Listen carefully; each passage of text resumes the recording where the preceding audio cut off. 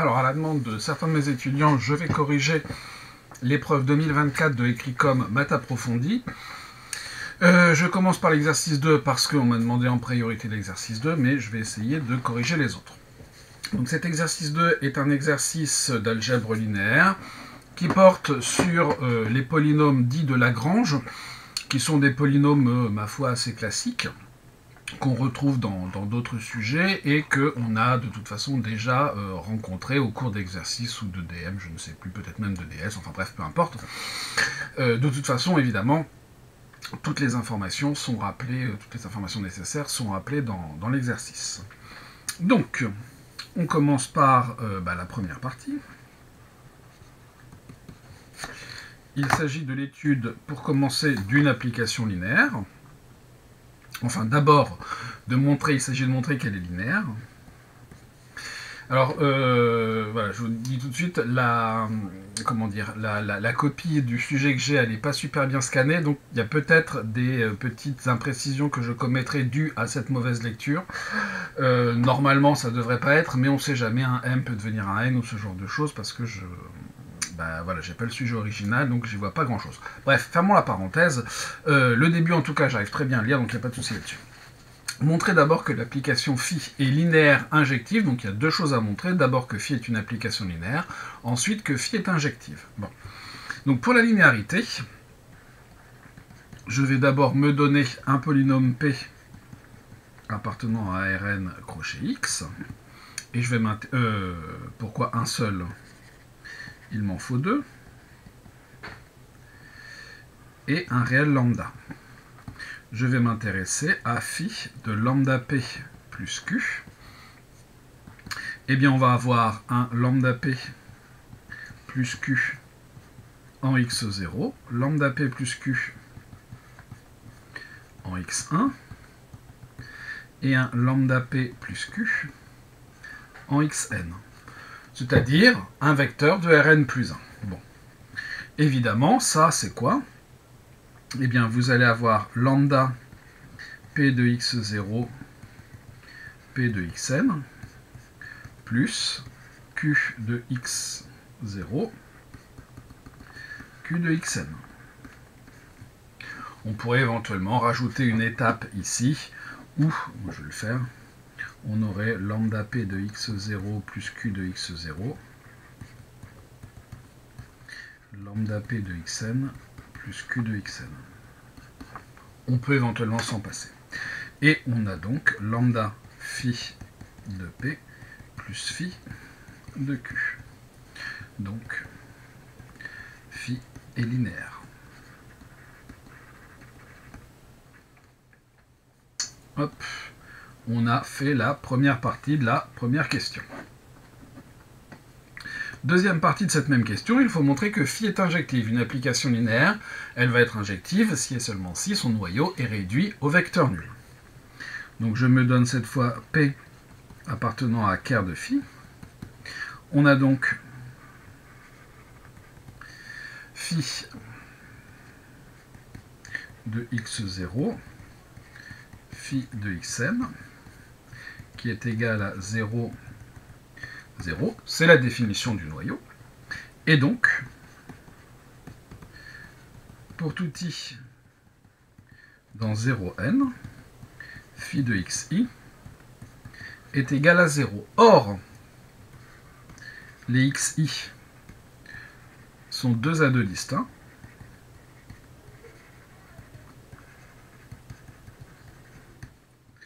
Donc, alors j'aurais peut-être pas dû mettre ça ici. Et hop, donc, pour tout i dans 0n, xi est racine de p. Les xi sont 2 à 2 distincts, donc p admet n plus 1 racine distincte, c'est xi. Or, p appartient à Rn crochet x, donc le degré de p est inférieur ou égal à n. Un polynôme de degré au maximum n qui a davantage de racines que son degré, c'est le polynôme nul. donc P, et le polynôme nul. D'où quart de phi est inclus dans l'ensemble qui ne contient que le polynôme nul. Donc on en déduit que, puisque le vecteur nul est toujours dans le noyau qui est un espace vectoriel, quart de phi est égal au singleton qui ne contient que le vecteur nul. Phi est donc injective.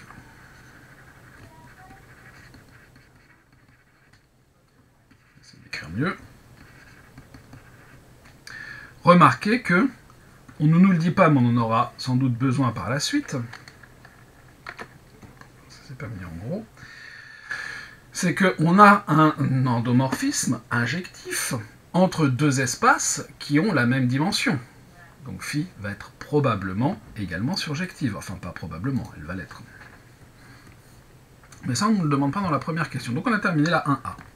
Question 1b. En déduire que pour tout élément, il existe un unique polynôme de degré au plus n, vérifiant p de x0 égale à 1.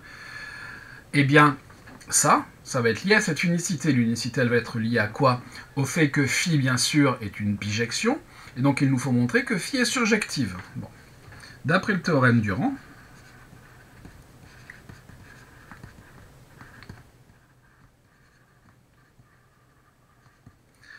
on a la dimension de quart de phi plus le rang de phi est égal à la dimension de l'espace de départ, c'est-à-dire n plus 1. D'où rang de phi est égal à n plus 1. Or, évidemment, vous avez l'image de phi qui est incluse dans R puissance n plus 1. Conclusion, on en déduit que im de phi est égal à R puissance n plus 1. Phi est surjective. Donc ça, c'est un premier point important. Comme phi est injective,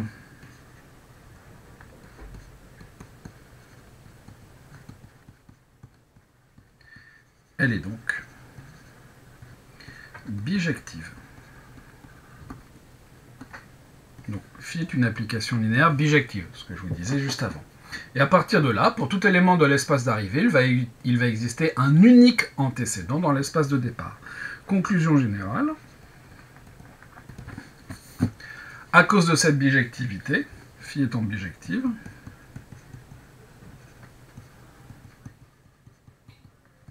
pour tout élément de l'espace d'arrivée,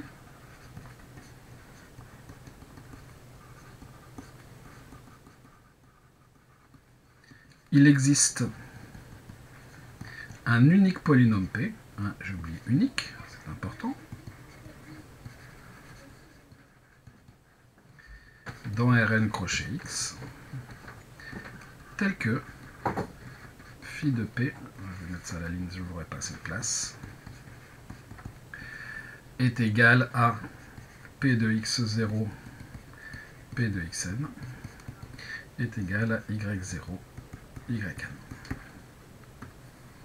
Donc on a cette unicité, c'est ce qu'on appelle le polynôme interpolateur de Lagrange, ou le polynôme d'interpolation de Lagrange, tel qu'on nous le présente dans cette question 1b. Question 2. Montrer que pour tout entier naturel, il existe un unique polynôme Li de Rn crochet x, vérifiant Li de xj est égal à 1 si i est égal à j, et Li de xj est égal à 0 si i est différent de j. Bon. Donc il faut montrer qu'il existe un unique polynôme qui vérifie cette chose-là. Qu'est-ce que l'on va avoir là-dedans? On cherche un polynôme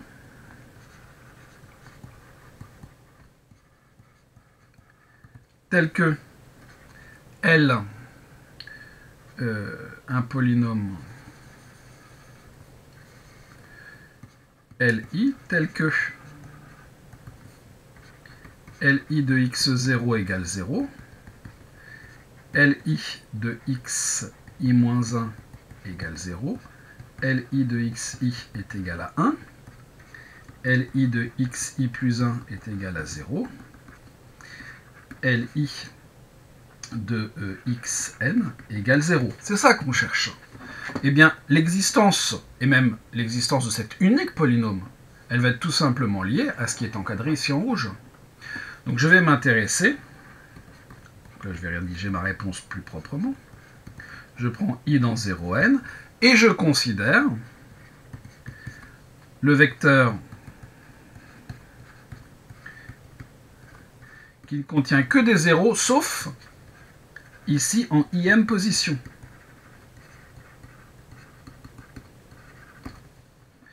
D'après ce qui précède, donc d'après la question 1b, il existe un unique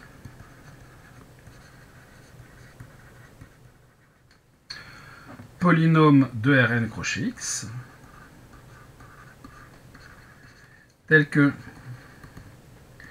Li de x0 égale 0, Li de xi égale 1, et puis hop, Li de xn égale 0. Et il existe un unique polynôme Li. Donc en fait là, cette question-là, c'est juste réutiliser ce qui précède.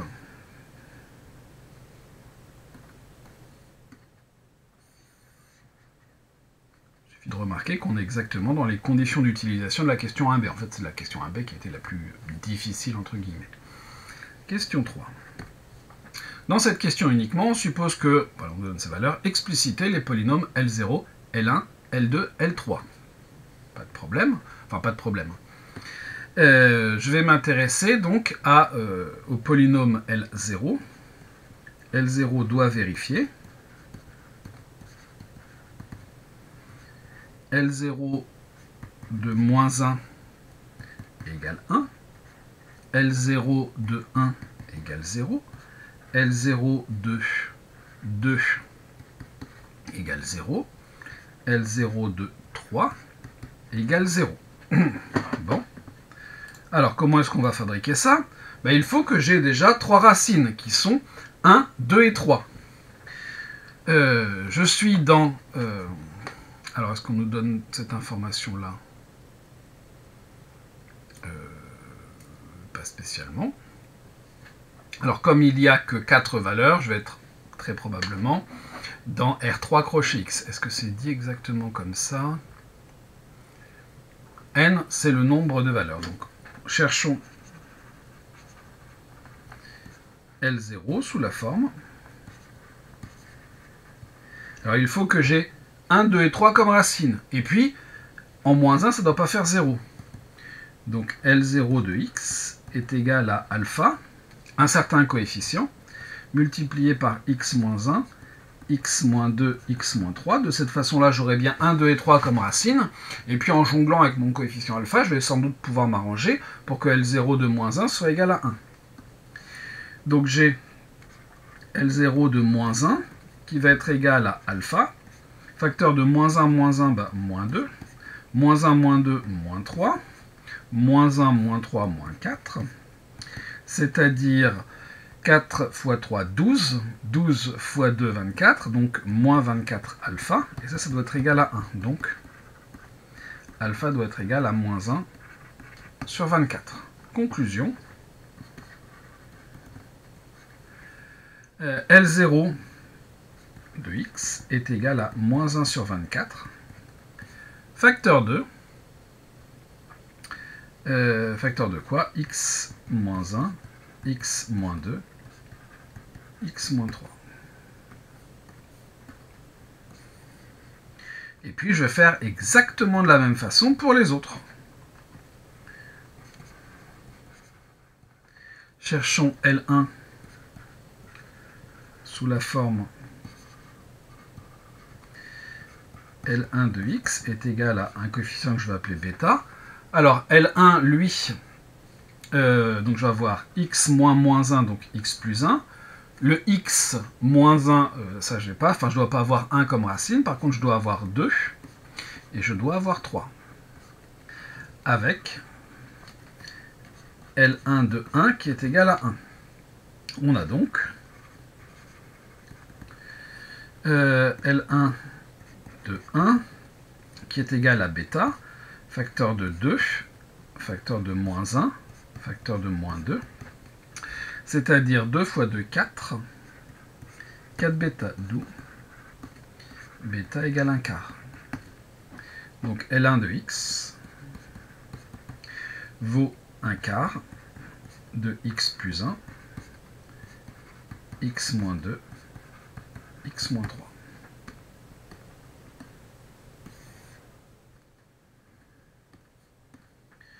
L2,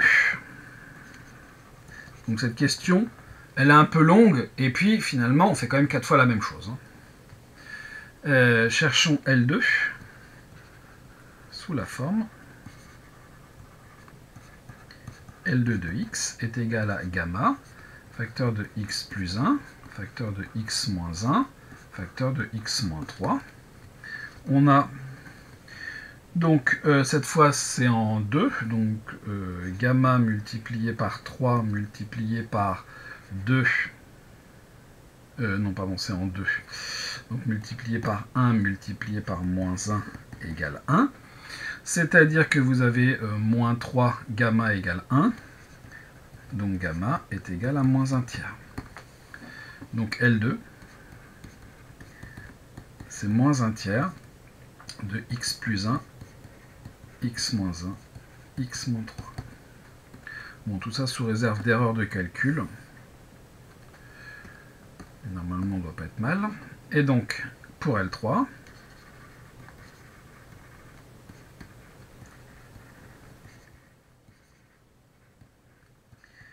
L3 de x égale delta, x plus 1, x moins 1, x moins 2.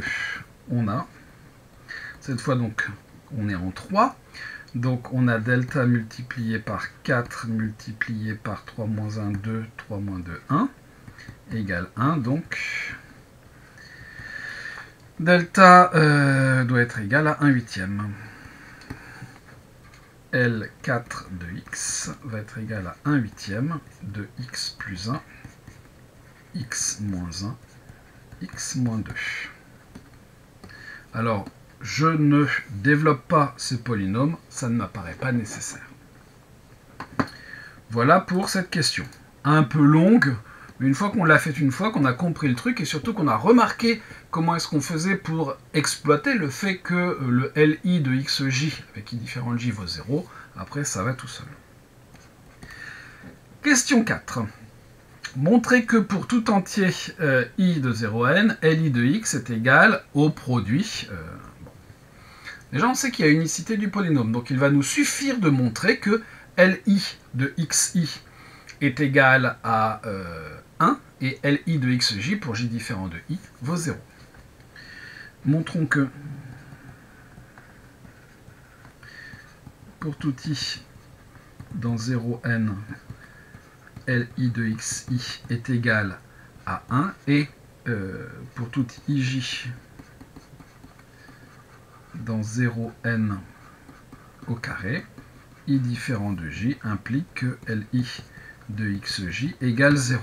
Ensuite, comme on sait qu'il y a unicité du polynôme li, on en aura à trouver un qui vérifiera ça, ça sera l'unique. Bon. Donc je commence par me donner i dans 0n. Li de xi, ça vaut combien? J'ai donc le produit pour j allant de 0 à n, j différent de i, d xi moins xj, divisé par le produit pour j allant de 0 à n, j différent de i, dxi moins xj. Alors je ne me suis pas trompé, c'est parce qu'ici j'ai li de xi qui me donne ici un xi. J'ai un quotient, quelque chose divisé par la même chose, ça vaut 1. Ensuite, si je me donne i Décidément, il m'en faut un deuxième dans 0n au carré avec i différent de j. J'ai li de xj qui est égal au produit pour, alors je ne vais pas l'appeler j, mais je vais l'appeler k, k allant de 0 à n, k différent de i, des xj moins xk, divisé par le produit pour k allant de 0 à n, k différent de i, si c'est bien un j, des xj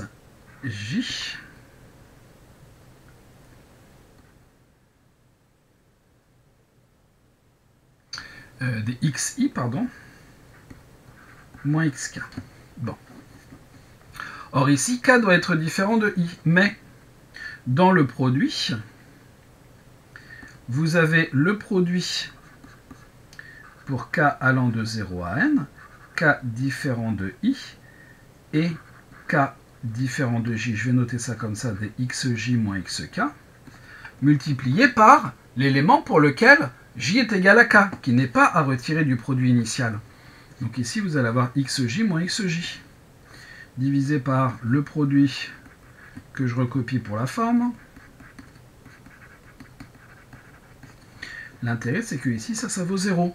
Et dans un produit, dès que vous avez un élément qui est nul, hop, hop, hop, c'est que le tout est nul. Donc, LI vérifie ce qu'on avait à la question 3.2, c'est-à-dire que pour tout j appartenant à 0n, LI de xj est égal à 1 si i égale j, 0 si i est différent de j. Alors,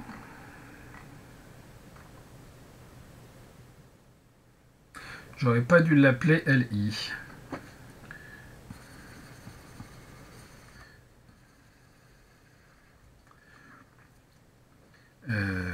Alors,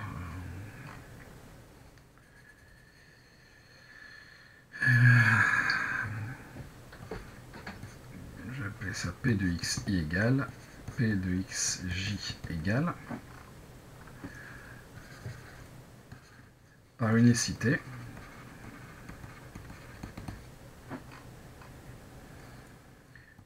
notons dans un premier temps P de x est égal au produit des x moins xj sur le produit des xi moins xj.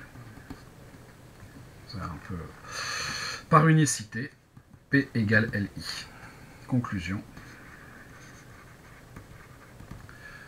LI de x est égal au produit pour j allant de 0 à n, j différent de i des x moins xj, divisé par le produit pour j allant de 0 à n, j différent de i des xi moins xj.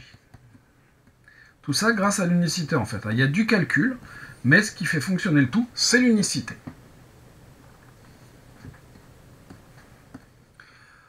En déduire le degré de LI et son coefficient dominant, bon, LI est le produit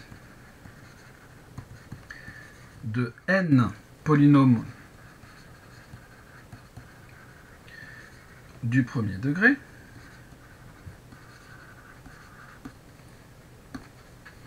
puisqu'ici, hein, de 0 à n, vous en avez n plus 1, mais il y en a 1 en moins. Voilà, donc le degré de LI vaut n.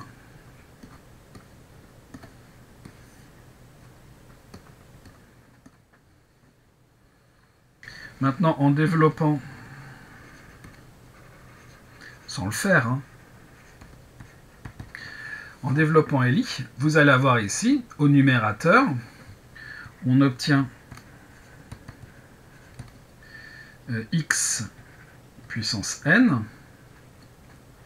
plus un certain q de x avec le degré de q égale n-1 au numérateur.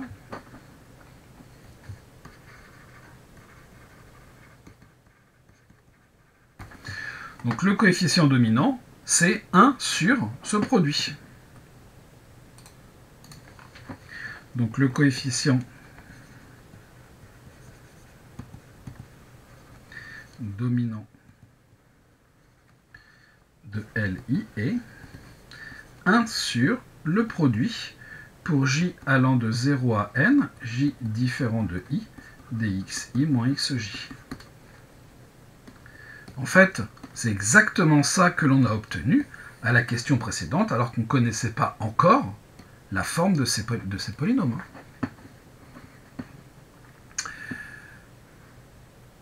Et on a terminé. Question 5. Montrer qu'on a un produit scalaire, sachant que le produit scalaire de P et Q, c'est la somme pour K allant de 0 à N des P de xk multiplié par Q de xk. Bon. Comment est-ce qu'on montre qu'on a un produit scalaire? Un produit scalaire, c'est une forme bilinéaire, symétrique, définie, positive. Le fait qu'on arrive dans R est ici évident. Donc ici, pour tout K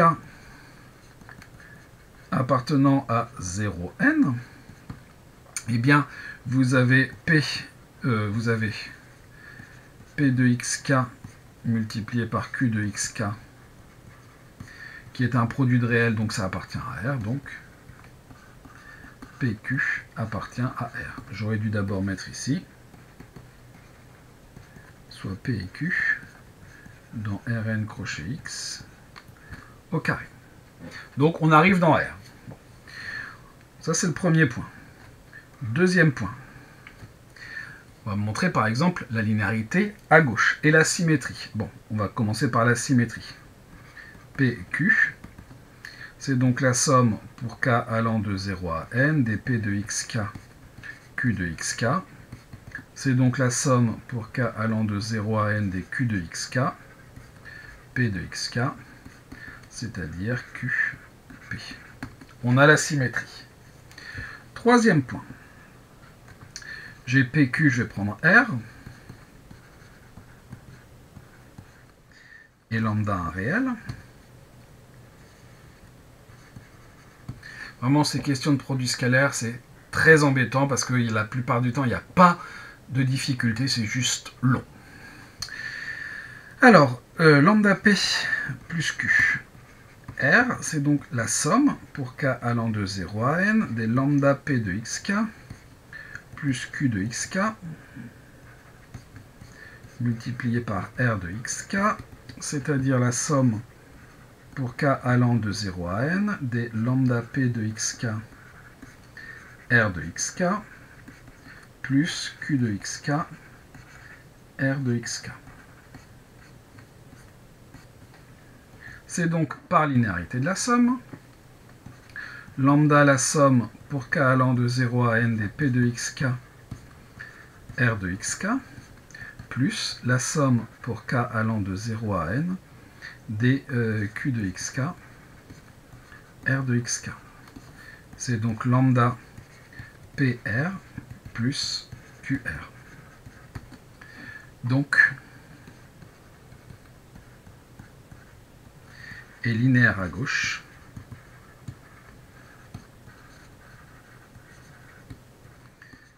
Par symétrie.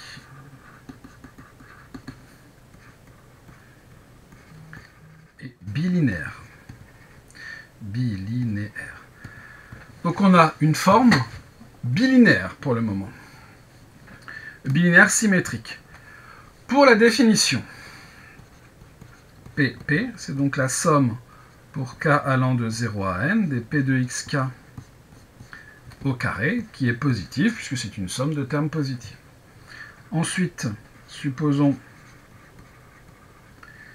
que PP soit égal à 0. Alors, la somme pour K allant de 0 à N des P de xk au carré est égale à 0. Donc, pour tout K appartenant à 0n, P de xk au carré égale 0. Donc, P de xk égale 0.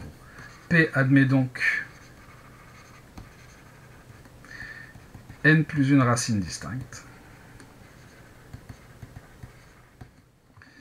Alors, je vais essayer d'écrire un petit peu mieux. Je vais essayer d'écrire trop vite. Distinct. Alors que P est de degré au plus n, P est nul. Conclusion.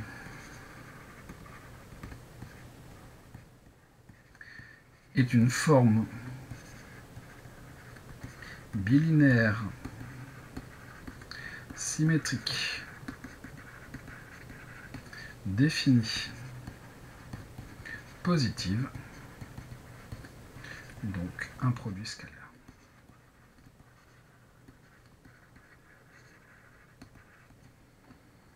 Ça, c'est réglé.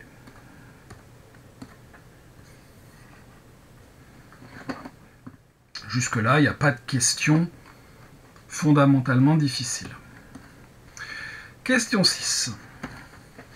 Montrer que L est une base orthonormée pour ce produit scalaire, sachant que la base L, c'est la base des L0, L1, Ln. Pas de problème.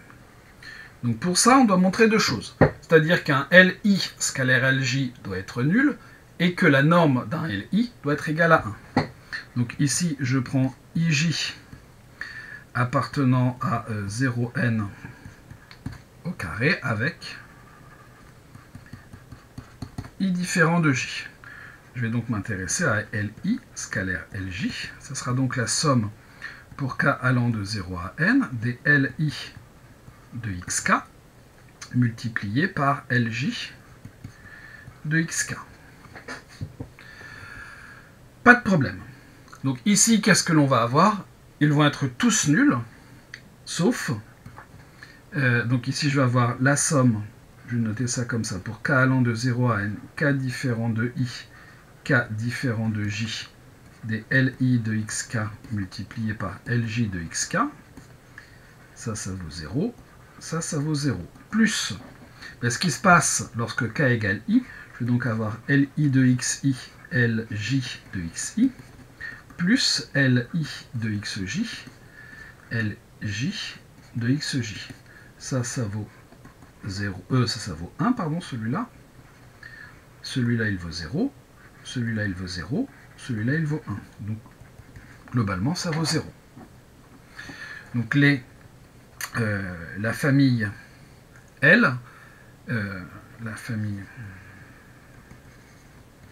L est orthogonale.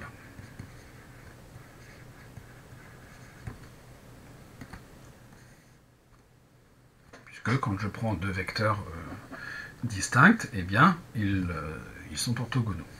Ensuite, je vais m'intéresser au produit scalaire Li, Li. Je vais donc avoir la somme pour k allant de 0 à n des Li de xk au carré, c'est-à-dire la somme pour k allant de 0 à n, k différent de i, des Li de xk au carré, plus Li de xi au carré. Ça vaut 0, ça vaut 1. Donc la norme de Li vaut 1. Donc Li est égal à 1. L est orthonormée.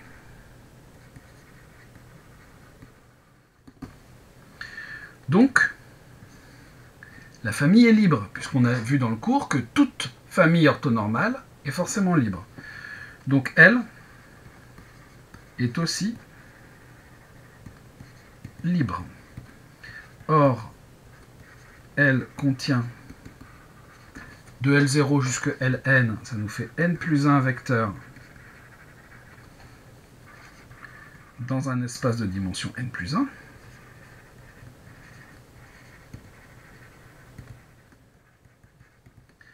C'en est donc une base.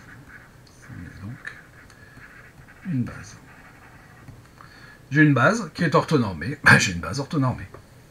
Conclusion. Elle est une base orthonormée de l'espace qui nous intéresse, c'est-à-dire de Rn crochet X.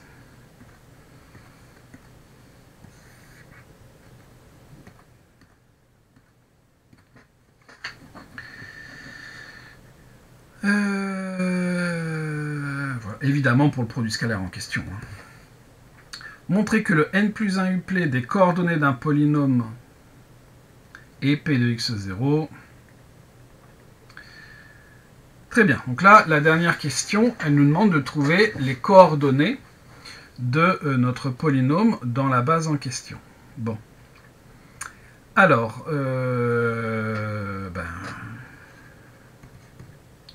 soit P appartenant à Rn crochet X.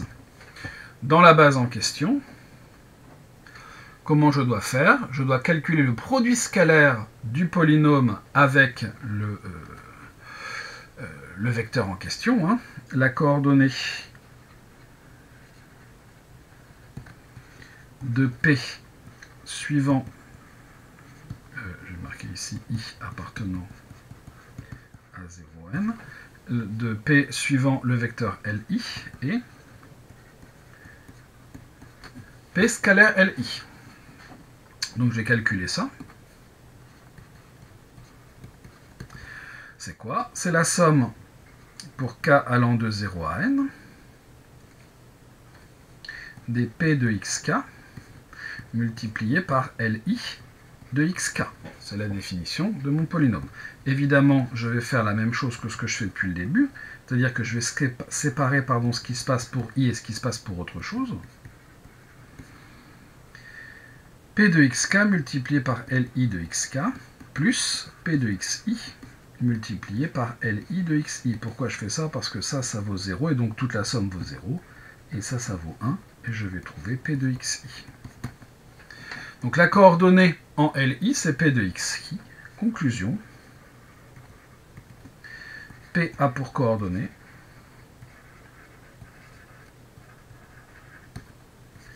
p de x0, p de xn, dans la base orthonormée qui est L. Cette histoire-là de coordonnées qui sont des produits scalaires, ça ne fonctionne bien sûr que quand on a des bases orthonormées. Ah, il est quand même bon cet exercice. Passons à la partie 2. On va peut-être faire une petite pause. Allez, la partie 2. Une nouvelle page. Et donc, on est arrivé à la question 8a. Donc la question 8a, c'est un petit peu calculatoire, mais finalement moins que ce qu'on a fait à la question où il fallait déterminer les polynômes Li, c'est-à-dire à la question 3. Expliciter les polynômes n0, n1, n2. Bon, là, on a juste un produit de x moins xj, sachant que j va de 0 à i-1. Bon, n0 doit aller de 0 à... Alors, j'espère que c'est i-1, parce que là, vraiment, je ne vois pas bien, mais je pense que c'est ça. Bon, n0 de x égale 1. Alors, de toute façon, c'est bête, on nous le dit. On pose maintenant n0 égale 1. n1 de x, c'est le produit. Donc, on va avoir x plus 1, x moins moins 1. n2 de x, on va avoir x plus 1 multiplié par x moins 1. n3 de x, on a donc quoi? On a donc x plus 1, x moins 1, facteur de x moins 2. Donc voilà, voilà nos polynômes. Donc là, vraiment, pas de difficulté. Si on lit bien, si on ne fait pas comme j'ai fait en... passant un petit peu vite le n0 égale 1, mais vous, de toute façon, vous aviez le sujet en vrai, donc il n'y a pas de problème de lecture, normalement. Question 8b. Pour tout entier i de 0,3, déterminez les coordonnées de ni dans la base L0, N1, L1, L2, L3. Bon, on va déterminer des coordonnées, donc on va faire exactement comme ce qu'on a fait à la question 7, c'est-à-dire qu'on va calculer des produits scalaires. Donc on va avoir N0 scalaire L0, c'est-à-dire la somme pour k allant de 0 à 3 des 1 multiplié par L0 de xk, c'est-à-dire, alors notre polynôme L0, ça remonte un petit peu. L0 est ici, moins 1 sur 24, facteur de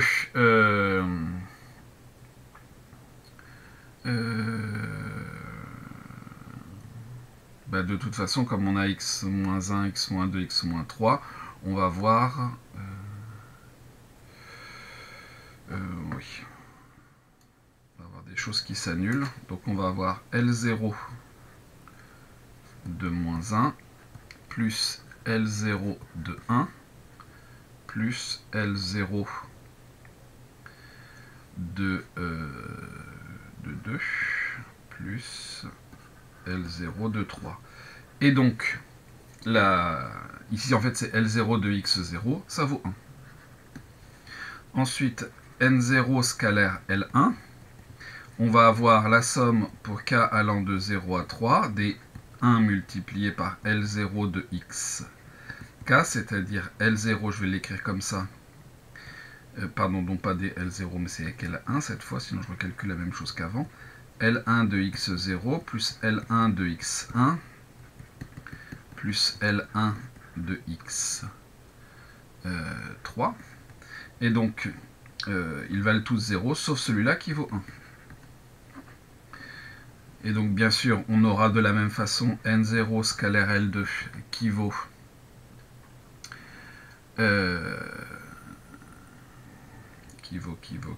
1, et N0 scalaire L3 qui va être aussi égal à 1. Bon. Donc là, on a nos premières coordonnées. Donc M0, 1 égale M1, 1 égale M2, 1 égale M3, 1, et ça vaut 1. Ensuite, on va regarder ce qui se passe pour les autres polynômes. Donc si je calcule N1 scalaire L0, j'aurai donc la somme pour k allant de 0 à 3 des N1 de xk multiplié par L0 de xk, et il nous restera juste N1 de x0 multiplié par L0 de x0, puisque les L0 de xk valent 0 si k est différent de 0, c'est-à-dire N1 de x0 et N1 de x0. N1, on l'a déterminé ici, donc on va avoir x0 moins 1 plus 1, donc 0. Ensuite, on va avoir N1 scalaire L1. On aura donc la somme pour k allant de 0 à 3 des N1 de xk L1 de xk. On aura donc N1 de x1 multiplié par L1 de x1. Mais N1 de x1, N1 c'est celui-là, de x1, on va donc avoir 2 multiplié par 1, c'est-à-dire 2. Ensuite, on va avoir N, toujours 1, avec L1, avec L2. C'est-à-dire qu'on va avoir la somme pour k allant de 0 à 3 des N1 de xk L2 de xk. On aura donc N1 de x2 multiplié par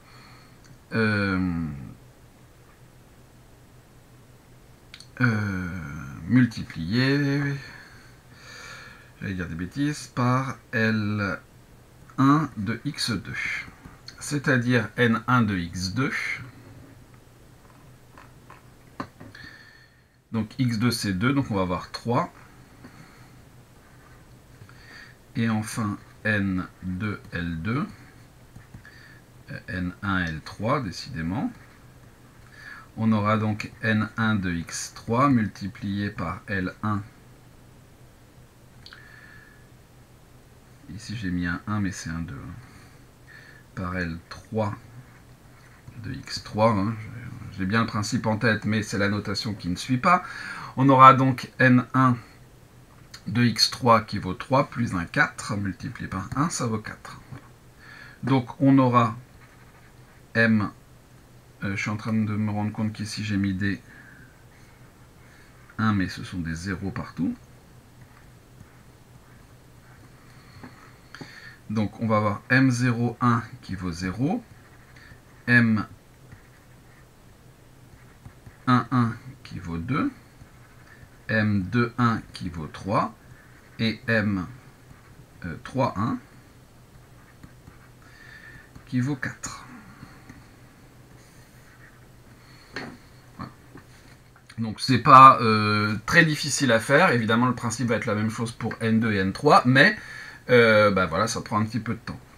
Ensuite, on va avoir N2 scalaire L0 qui sera égal, bah en fait on va faire la même chose qu'ici, et grâce au L0, on aura donc N2 de x0 multiplié par L0 de x0, c'est-à-dire N2 de x0, et N2, où est-il? Il est là. En x0, eh bien il va valoir 0. Ensuite, on va avoir N2 L1, qui sera égal à N2 de x1 multiplié par L1 de x1. Et cette fois, si je reprends mon L2, eh bien, il s'annule aussi en x1. Donc là, on va aussi avoir 0. Ensuite, on va avoir N2 L2, qui va être égal à N2 de x2, L2 de x2, c'est-à-dire N2 de x2. Le N2 est ici, en x2 qui vaut 2, donc on va avoir 3 fois 1, donc ça va nous faire 3. Et enfin, N2, L3, vous voyez que là ça va un petit peu plus vite, on peut directement dire que ça fait donc du N2 de x3. Et N2 de x3, x3 c'est 3, donc 3 plus 1, 4, 4 fois 3 moins 1, 2, 4 fois 2, 8. Donc ici on va avoir M0, 2 égale 0, M1, 2 égale 0, M2, 2 égale 3, et M2, 3 égale 8. Voilà. Et le dernier, N3, L0, eh bien, on aura donc N3 de x0, et comme x0 est racine de N3, ça va faire 0. N3, L1, eh bien, donc on aura du N3 de x1, qui va faire aussi 0. N3, L2, qui sera du N3 de x2, et comme c'est aussi racine, on va avoir 0, et on aura à calculer que N3, L3, qui sera donc du N3 de x3, c'est-à-dire 3 plus 1, 4, 4 fois 2, 8, 8 fois 1, 8 aussi. Donc on va avoir M03 qui vaut 0, M13 qui vaut 0, M23 qui vaut 0, et M33 qui vaut 8. Donc on a bien déterminé tous nos coefficients. Et donc la matrice M, hein, même si on ne la demande pas,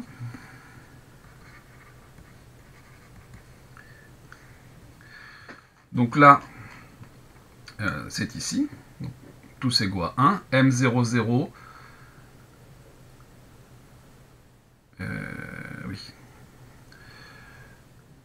Donc ça c'est le numéro, numéro de ligne moins 1, numéro de colonne moins 1, donc ça va être le coefficient première ligne, première colonne, deuxième ligne, première colonne, donc bref, ici on remplit la première colonne.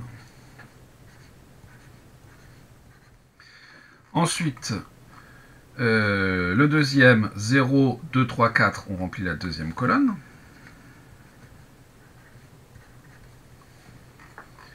Ensuite, on va avoir 0, 0, 3, 8. Et pour finir, 0, 0, 0, 8. Voilà. Donc là, on a tous nos coefficients.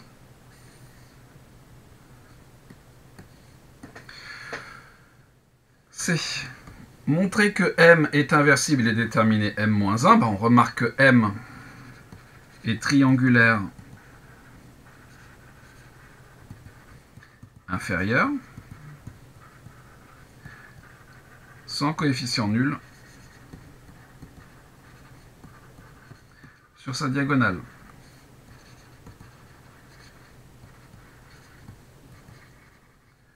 Donc M est inversible.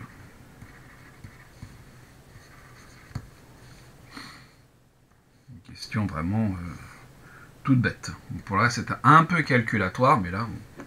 Ensuite, pour déterminer M-1, alors on a une matrice 4-4 qui est déjà triangulaire. On va appliquer le pivot de Gauss. Donc on a 1, 2, 3, 4. Ensuite, on a 0.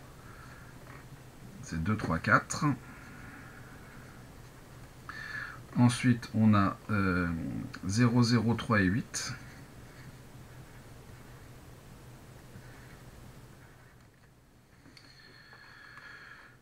Tout d'un coup, j'ai quand même un doute sur mes coefficients. Donc,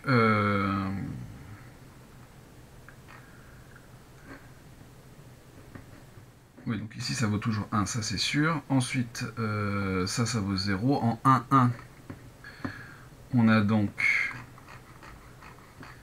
avec 1, où est-ce que j'ai mis mes polynômes? Ils sont là. 1 plus 1, 2. 2 plus 1, 3. 3 plus 1, 4. Ensuite, avec 2, on a donc 2. Ok. Avec 3, on a 4 fois 2, 8. Ça marche. Ensuite, ici, avec 2, ça fait 0. Avec 3, on a 4 fois 2, 8. 8 fois 1, donc ça fait 8 aussi. Ok, non, c'est bon, c'est bon. Et enfin, 0, 0, 0, 8. Par le pivot de Gauss. Donc ici, on va prendre l'identité, comme d'hab.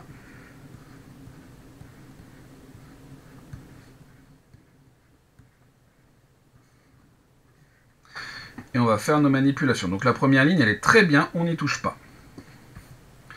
La deuxième ligne, donc la première ligne, je n'y touche pas. La deuxième ligne, il faudrait que je fasse disparaître le 1 qui est ici, donc je vais faire L2 moins L1. Donc je vais avoir 0, 2, 0, 0. L2 moins L1, donc je vais avoir moins 1, 1, 0, 0. Ensuite, alors je peux même faire ici directement 1 demi de L2 moins L1, ce qui va me faire apparaître ici un 1. Et ici, ce qui va me faire apparaître du moins 1 demi, 1 demi. Bon. Ensuite, là, en théorie, je devrais refaire une autre étape, mais je vais faire du L3 moins... si je fais du L3 moins L2, ça serait pas mal. Donc ici, je vais avoir du 0, 3 moins 2, 1, 3 moins 0, 3, et ici 0. Ici, donc, je vais avoir 0 moins 0, ce qui va me faire 0, 0 moins 1, 1, 0. Non, pardon, j'ai fait... Oui, j'ai fait du L3 moins L2, c'est bon. Ensuite, pour la dernière ligne, qu'est-ce que je fais? Alors ici, j'avais intérêt à faire ça pour faire disparaître les choses. 4 moins 3, ça va me faire 1. 8 moins 3, ça va me faire 5. Moi, je vais faire du L4 moins L3. On va faire donc 0. 4 moins 3, 1. 8 moins 3, 5. 8 moins 0, 8. Bon. Ensuite, ici, je vais faire L4 moins L3, donc 0, 0, moins 1. Et ici, j'ai mis 0, mais c'est 1. Il y a sans doute d'autres possibilités pour faire ça. Le pivot de Gauss, c'est toujours un petit peu long. Donc, ma première ligne, je n'y touche pas. Ensuite, ma deuxième ligne, je n'y touche plus.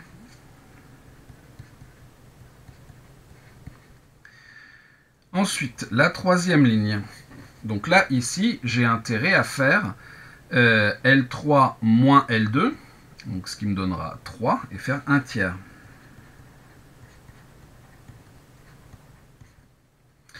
Donc là, si je fais ça, je vais avoir 0 moins 0, ça me fait 0. 1 moins 1, 0. 3 moins 0, 3 divisé par 3, ça fait 1. Et ici, j'ai 0. Donc j'ai déjà une troisième ligne qui est bonne. L3 moins L2. 0 moins moins 1 demi, ça va me faire 1 demi. Moins 1 moins 1 demi, ça me fait... alors, j'ai oublié de diviser par 3, donc ici ça me fait un sixième. Moins 1 moins 1 demi, moins 3 demi. Moins 3 demi divisé par 3, je vais donc avoir moins 1 demi. Ensuite, 1 moins 0, bah 1, divisé par 3, donc je vais avoir 1 tiers, et 0 moins 0, ce qui me fait 0. La dernière ligne, ben je vais refaire du L4 moins L3. 0 moins 0, ça me fait 0. 1 moins 1, ça me fait 0. 5 moins 3, ça me fait 2. 8 moins 0, ben ça me fait 8. Et j'aurai plus que le 2 à éliminer après. 0. 0 moins moins 1, ça va me faire 1. Moins 1, ça me fait moins 2. 1 moins 0, ça me fait 1. Voilà. Et enfin, ma dernière ligne, ma dernière étape. Donc la première, je n'y touche pas. La deuxième, je n'y touche pas. La troisième, je n'y touche pas.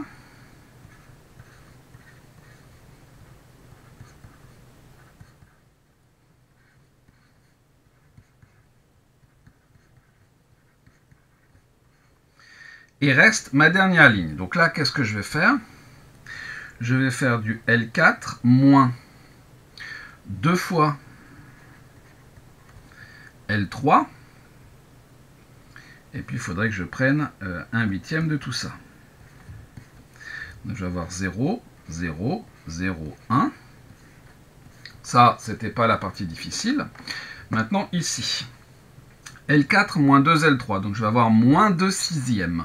Moins 2 sixièmes, donc moins 1 tiers. Moins 1 tiers sur 8, je vais avoir moins 1 sur 24. Ensuite, 1. Ici, je vais avoir 0. Donc ça, c'est assez pratique. Hein. 1 plus... non, c'est moins... la bonne blague, c'est moins... donc 1 plus 1, ce qui me fait 2. 2 huitièmes, donc 1 quart. Ensuite, j'ai moins 2. Moins 2, moins 2 tiers. Donc moins 6, moins 2, moins 8 tiers, moins 1 tiers. 1 moins 0, bah, ça me fait 1. Et ici, j'ai 1 huitième. Voilà. Donc, normalement, si je ne me suis pas trompé, voilà ici ma matrice inverse. Alors, pour éviter de dire des bêtises, je vais quand même vérifier mon coût. Alors, on pourrait faire m multiplié par m-1. C'est ce que vous devriez faire, mais moi, je vais le faire à la calculatrice, parce que je suis un peu fainéant. Donc a priori c'est bon, je vérifie quand même avec ma matrice de départ. Ok, donc m-1 égale, alors je ne vais pas finasser, hein, je vais bêtement recopier ça. Je pourrais mettre un 1 sur 24 devant, mais je ne sais pas si c'est utile, donc je ne le fais pas. Bon, ça c'est une question qui n'est pas difficile, mais qui n'est pas très sympa, parce qu'il y a quand même pas mal de coefficients fractionnaires, et c'est pas très joli. Et on a terminé la question 8. Question 9. Montrer que n égale n0, n1, n2, nn est une base de Rn crochet x. Donc ça, c'est une question, là, pour le coup, qui est assez simple. Donc déjà, on peut remarquer que la base n est constituée de n plus 1 vecteurs dans un espace de dimension n plus 1.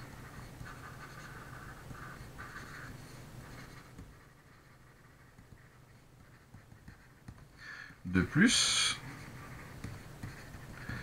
pour tout i dans 0n, vous avez le degré du polynôme ni qui est égal à i. Pourquoi? Parce que c'est un produit de polynôme du premier degré de i polynôme du premier degré. Donc n0 égale 1, et sinon, produit de i polynôme du premier degré. Donc la famille est échelonnée. Donc la famille n est de degré échelonné.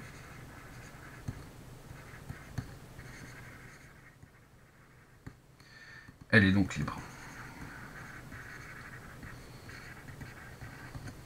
Conclusion, j'ai tout ce qu'il faut pour avoir une base. Donc là, c'est vraiment une question simple. En plus, avec un argument utilisé 1000 fois au cours de l'année. Donc, aucun problème pour cette question.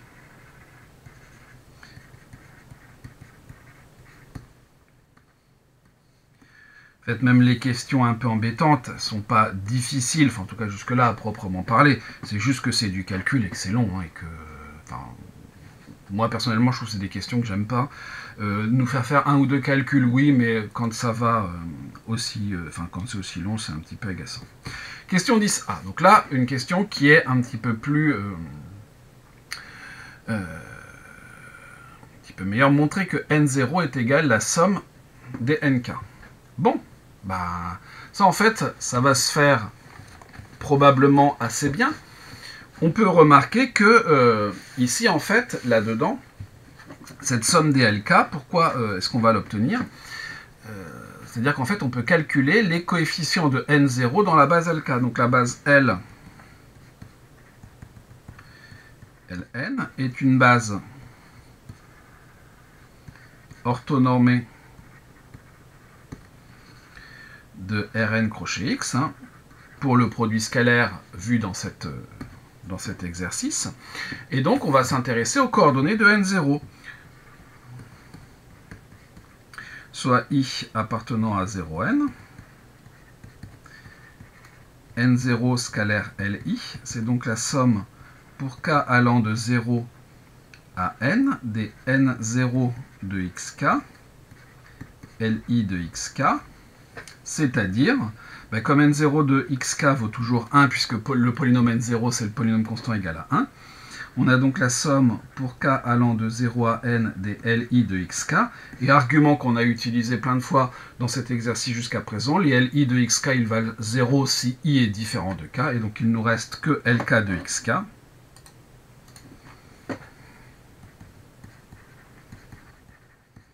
Et ça vaut 1. Donc on a les coordonnées. Donc les coordonnées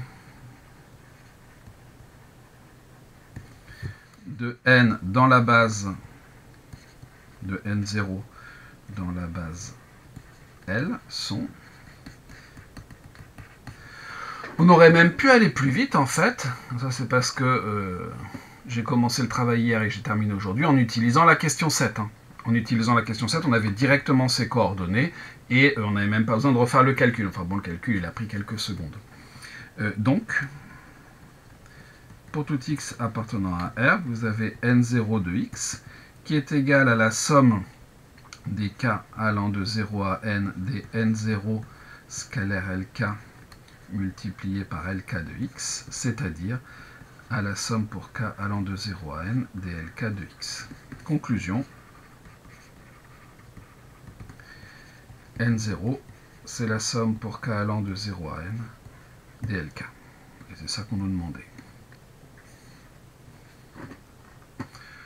Question un petit peu plus intéressante que les autres. Pas compliqué.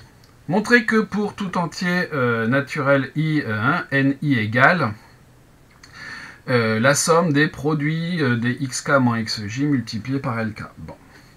Eh bien, on va faire la même chose. On va chercher les coefficients du polynôme ni dans la base L.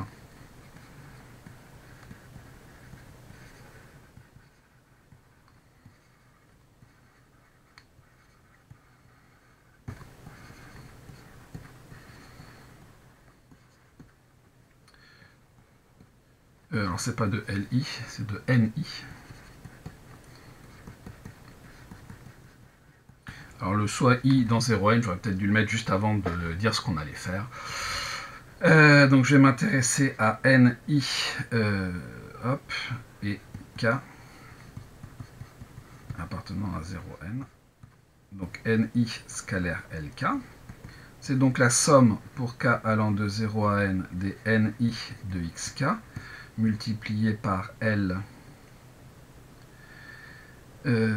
Alors, j'ai encore un autre indice, je vais l'appeler J, celui-là. On va faire comme ça. Je pense que ça vous perturbera moins. Lj de xk. Et finalement, ce qu'on fait à la question B, c'est la même chose que ce que l'on a fait à la question, à la question 8b, mais au lieu d'avoir un cas particulier avec n qui vaut 3, on est dans le cas général. Mais ça va se passer exactement de la même façon. Tous ces Lj de xk vont être nuls, sauf pour k, et donc on va avoir ni de xk multiplié par Lj, de xj. Et ça vaut 1. On aura donc ni de xj, c'est-à-dire, je reprends ma définition de ni, c'est le produit pour, alors, ni de xj, alors j'ai encore du j, alors produit pour L, j'utilise volontairement un autre indice allant de 0 à i-1, des x j moins xl, et voilà. Donc on a ce qu'il faut. Et donc, conclusion, vous avez donc votre n, on n'a pas de produit scalaire, ni de x, qui est égal à la somme pour k allant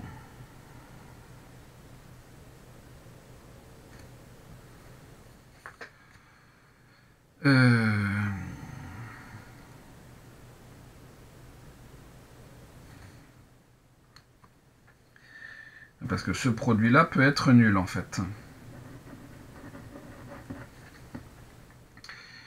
Ce produit-là, il est nul dès lors que J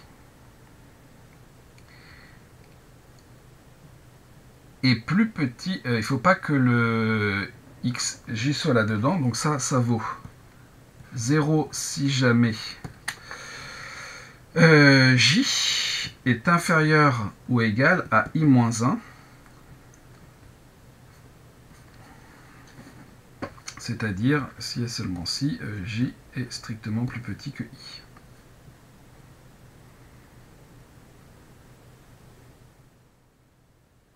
Dans ce cas-là, il y a un XL qui va être égal à XJ.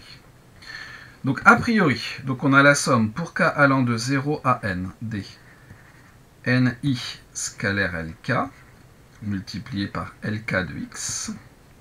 Et cette somme-là, donc ces produits scalaires, ils sont égaux dès lors que k est inférieur strictement à i. Donc on aura la somme pour k allant de i à n des ni scalaire lk multiplié par lk de x, puisque votre ni scalaire lk, d'après ce qu'on a dit, vaut 0 si k est strictement plus petit que i. Donc on peut partir que de i. Et donc on aura la somme pour k allant de i à n. Ces produits scalaires, on les a calculés, c'est le produit pour... Alors ici je remets du j allant de 0 à i-1. Ici j'ai pas xi, j'ai xk. Ici j'ai pas xl, j'ai xj. Multiplié par lk de x. Et donc on a bien ce que l'on voulait. Conclusion. Ni, c'est bien la somme pour k allant de i à n des produits pour j allant de 0 à i-1 des xk moins xj multiplié par le polynôme lk.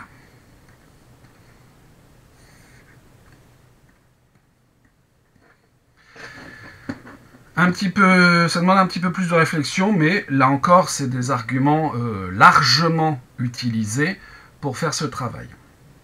Donner la matrice de passage A de la base L vers la base N. La base N est-elle orthonormée? Bon.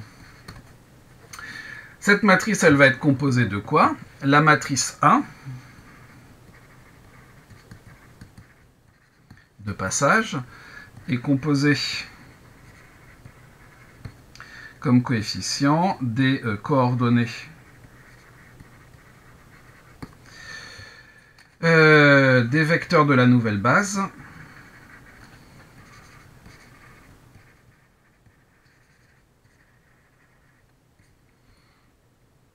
donc la base n donc la base des NI en fait dans l'ancienne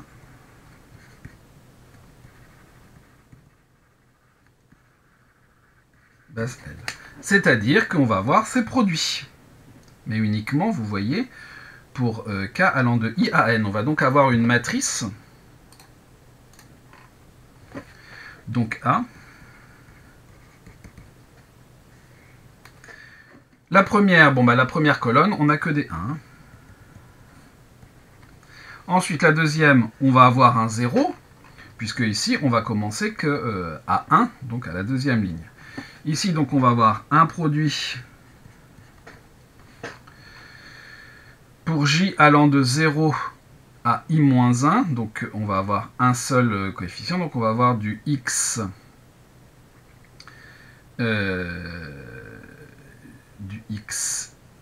i, donc x1 moins x0.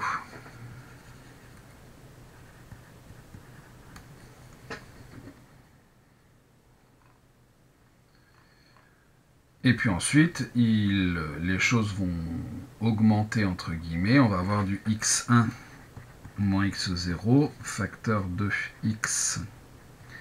Non, pardon, ici on va avoir du x2 moins x0, x2 moins x1. Jusque ici, le produit complet. Donc on va avoir du xn moins x0 jusque xn moins xn moins 1. Ensuite, on va avoir des zéros ici. Et donc là, on aura le produit complet.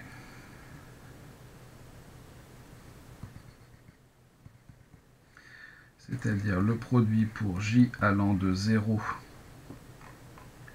jusque n-1 des x. Alors comme on sera dans la dernière ligne, ce sera les xn moins xj. Donc A, en fait, c'est la matrice des produits qui sont ici, en fait. On a donné cette matrice. Bon, ça va être une question, je pense, qui va être pas simple à noter, dans la mesure où donner la matrice de passage, elle n'est pas simple.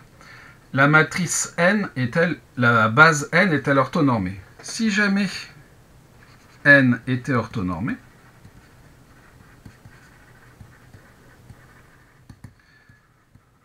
comme la base L l'est aussi, la matrice A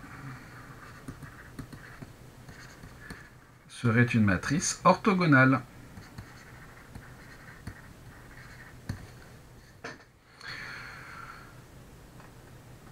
Et c'est-à-dire qu'elle serait,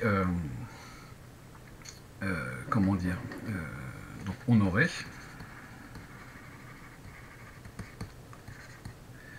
A-1 est égal à la transposée de A. Or, si on regarde la question qui est ici, donc c'est la question 8C, ben, c'est pas le cas. Or, l'exemple de la matrice M de la question 8C donne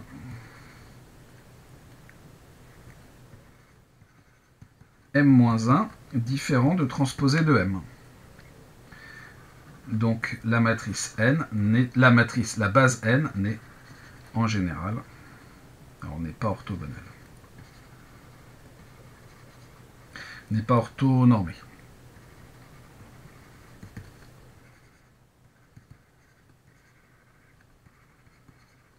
Alors, Ça ne dit pas que c'est pas toujours le cas. Je vais quand même expliquer pourquoi c'est jamais le cas. Par ailleurs, A-1 est triangulaire. A, pardon, est triangulaire inférieur. Inversible, certes. Inversible. Donc, A-1 le sera aussi. Et comme aucun des coefficients, comme A, n'est pas diagonal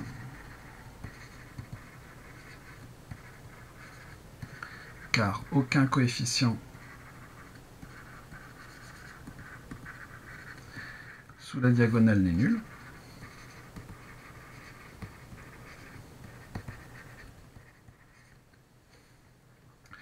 puisque on ne peut pas avoir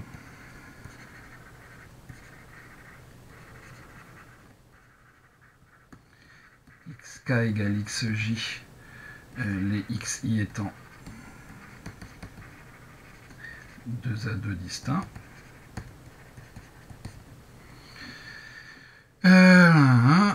Comme A n'est pas 1, on ne peut pas avoir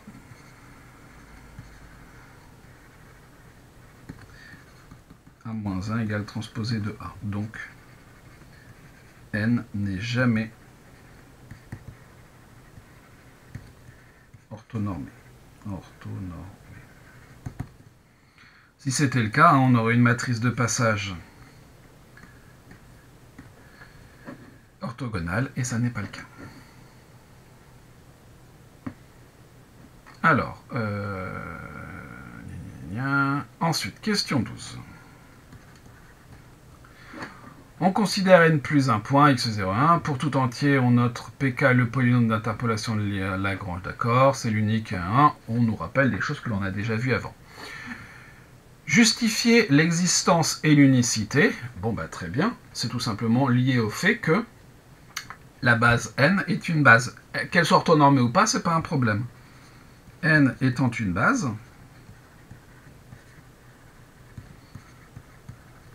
pour tout polynôme P appartenant à Rn crochet x, il existe un unique n plus 1 uplet de réels de coordonnées dans cette base.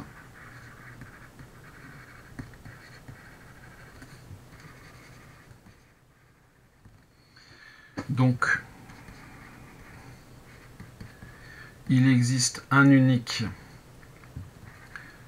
A0 à n appartenant à R puissance n plus 1, tel que pour tout x appartenant à R, Pn de x est égal à A0 n0 plus AN n de x. C'est juste lié au fait que c'est une base. Dès que vous avez une base, on peut exprimer les éléments, les vecteurs de l'espace, de façon unique, comme combinaison linéaire des vecteurs de la base. Question 13. Dans cette question, uniquement, on admet que A0 égale Y0, très bien, et que pour tout entier, AK égale machin, très bien. Considérons les deux matrices représentées par, très bien. En Python, on représentera ça par deux matrices au format numpy.array comportant chacune n plus une ligne et une colonne. Très bien. Écrire en Python une fonction nommée prod_x prenant en entrée x, un entier i et un entier k, et qui renvoie le produit. Bon, très bien. Donc là, pour cette question-là, évidemment, donc, alors, je le mets, mais je pense qu'on pourrait s'en passer, mais je pense qu'il vaut mieux le mettre, numpy as np. De cette façon-là, on sait que quand je vais utiliser np, ça voudra dire numpy. C'est la question 13a. Donc je vais avoir un def. La fonction doit s'appeler prod x, et elle doit prendre en entrée x I et K. Voilà. Déjà, c'est ce qui m'est demandé. Cette formulation, on l'a rencontrée pas mal de fois au cours de l'année, hein, donc il n'y a normalement rien de nouveau. Et qui renvoie le produit des xi moins xj pour j allant de 0 à k. Ok, très bien. Donc je dois faire un produit. Nous, on a vu souvent comment calculer des sommes. Bon. Finalement, calculer un produit, ça va se calculer de la même façon. Donc, il y a plusieurs façons de faire. Comme j'ai les produits des xi moins xj et que mon vecteur colonne me donne les éléments, donc je vais avoir quelque chose que je vais appeler xi, je vais l'appeler comme ça, qui sera égal au grand X. Alors, on nous dit qu'il y a n plus une ligne et une colonne. Donc, je suis dans la ligne I et je suis dans la colonne 1. Donc là, je pense qu'il y aurait deux... je pense, je ne suis pas du tout au jury d'écrit comme, donc j'en sais rien, mais je pense qu'on pourrait tolérer le xi qui est plutôt représenté en Python comme un vecteur ligne et non pas un vecteur colonne, donc ça ne correspond pas tout à fait à ce qui est au-dessus, hein, n plus une ligne et une colonne. Moi je pense qu'il serait accepté xi seulement, mais si je veux respecter n plus une ligne, une colonne, je suis bien obligé de... Alors ce serait même la colonne 0. Voilà, c'est plus logique de faire ça comme ça. Alors, je vais vérifier un petit truc. Hein. J'ai bien raison de faire comme ça. Si vous mettez juste le i, ça ne vous renvoie pas un nombre, mais un tableau qui contient un nombre, ce qui est chose un petit peu différente, mais bon, globalement, ça fonctionnerait quand même. Ensuite, il me faut mon produit. Bon. Mon produit, je vais l'appeler P, je vais l'initialiser à 1. Et ensuite, ce que je vais faire, c'est que je vais faire mon produit des xi moins xj. Donc, for, alors, je vais l'appeler J. In range 0, je dois aller jusque K inclus, donc je ne suis même pas obligé de mettre le 0. Donc, je dois aller jusque K plus 1.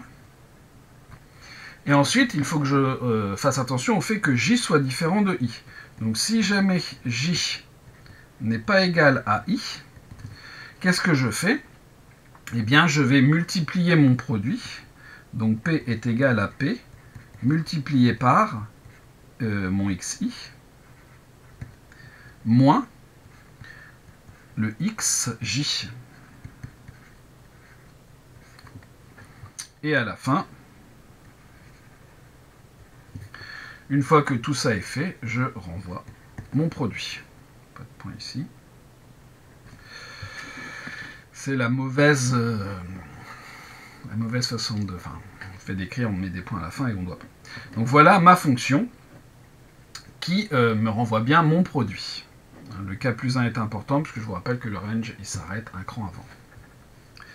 Donc ça c'était la question A. La question B. Écrire une fonction en Python nommée coef, prenant en entrée x et y, et qui renvoie les coefficients a0 à n sous forme d'une matrice. Alors, ces coefficients a0 à n sous forme d'une matrice, la question n'est pas très claire, parce que est-ce que c'est une matrice ligne, est-ce que c'est une matrice colonne?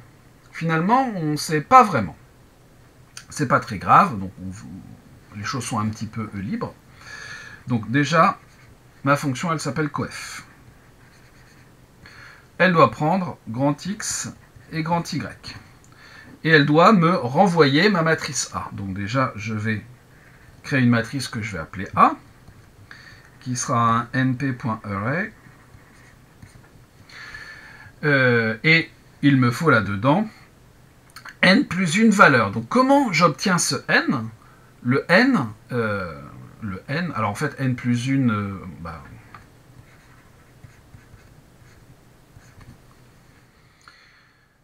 Si je fais len de x, alors est-ce que len de x va fonctionner? Logiquement oui.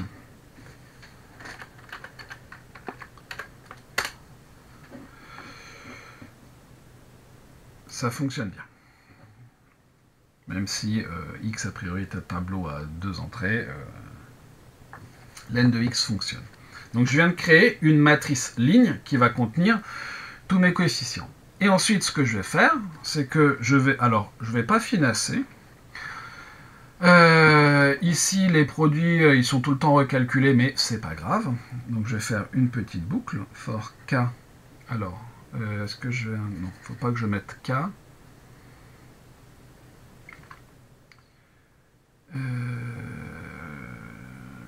C'est les AK que je vais calculer, qui doivent être une somme. Alors, il y a plusieurs façons de faire des sommes. Si, for k in range.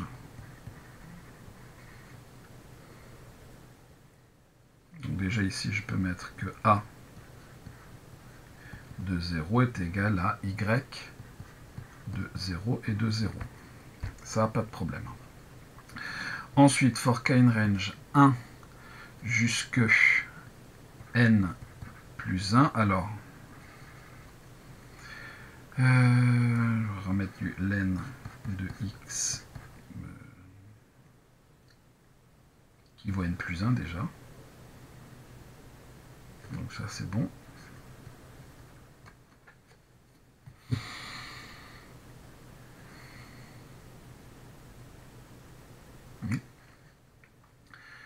Ensuite, je vais avoir le A de K qui doit être une somme.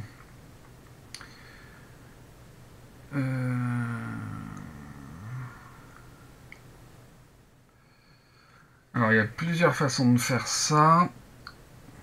Je vais utiliser une autre méthode. Je pourrais faire la somme comme j'ai fait ici, c'est-à-dire faire une somme que j'initialise à 0 et ensuite on ajoute petit à petit les choses. Ça me fait faire une deuxième boucle. Je vais procéder autrement. Je vais faire une liste en fait. C'est la liste des quoi. Donc je vais avoir la liste des y,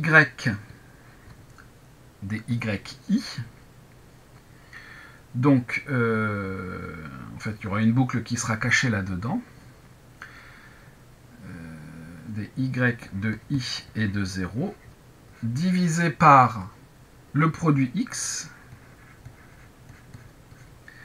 de x. Il me faut la valeur de i, qui est i, et la valeur de k, qui est k, qui est le k qui est ici. Voilà, et tout ça, je le fais for i in range. I doit aller de 0 jusqu'à k, donc for i in range k plus 1. Et ensuite, je vais avoir mon a de k qui est égal à la somme de L. Et à la fin, je n'ai plus qu'à renvoyer ma matrice A. Bon, sinon, j'aurais pu écrire une boucle comme on l'a fait ici.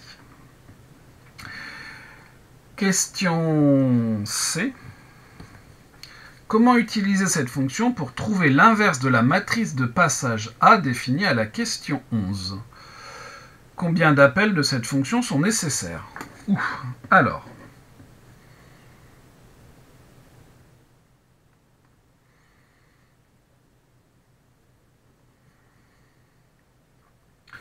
comment utiliser cette fonction? La matrice de passage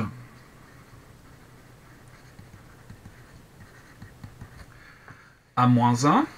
Alors, la matrice A-1 et la matrice de passage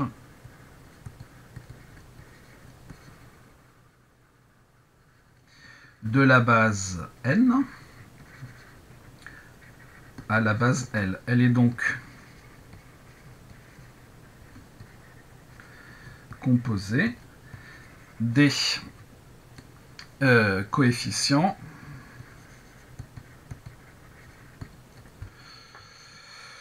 de chaque polynôme Li dans la base n ces coefficients nous sont donnés par la fonction coef.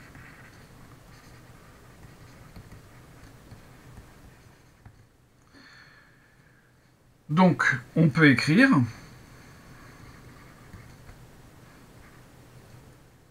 donc la matrice B.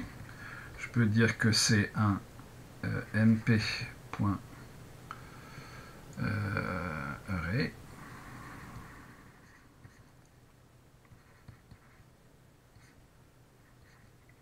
Alors, ça sera du n plus 1, n plus 1. Donc, je ne vais pas écrire le code en Python. Comment utiliser? On peut décrire les choses avec des phrases. Parce qu'en plus, là, j'aurais peut-être dû lire un petit peu avant, mais j'ai fait des matrices lignes. Chaque appel à coef permet de remplir une colonne de la matrice. Il faut donc l'appeler n plus une fois.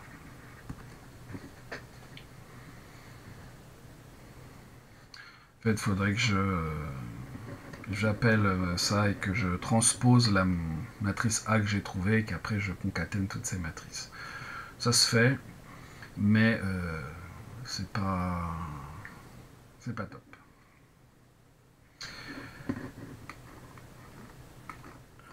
Il reste deux questions. 14a. Montrer que a0 égale y0 et que an est le coefficient du monôme de degré n du polynôme Pn de x. a0 égale y0. Alors, je reviens à mon énoncé avant. Les y sont ici. A0, donc c'est le coefficient en N0.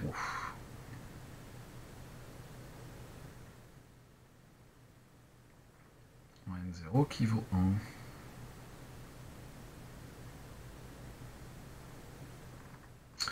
1. Alors, là, ça demande un petit peu plus de réflexion, et surtout après cet intermède informatique. Donc,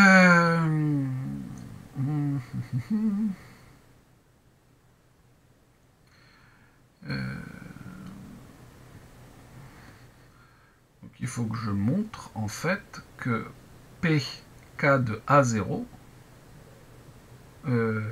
pk de x0 égale A0.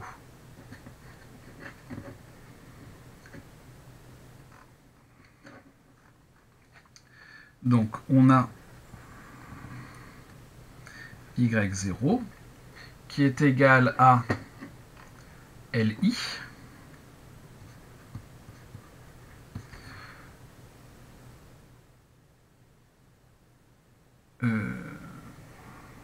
de y0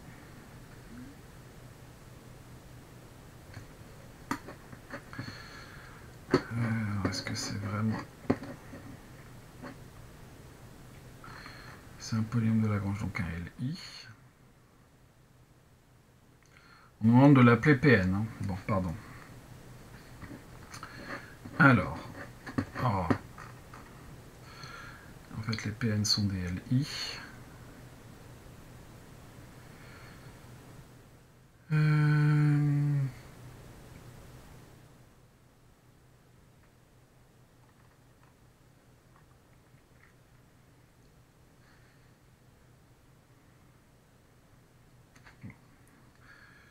On a par définition y0 égale Pn de x0. Bon, et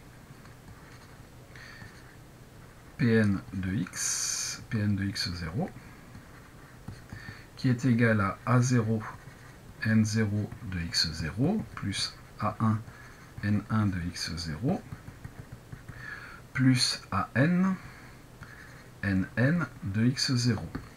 Or, comme on l'a vu, d'après la question 10b,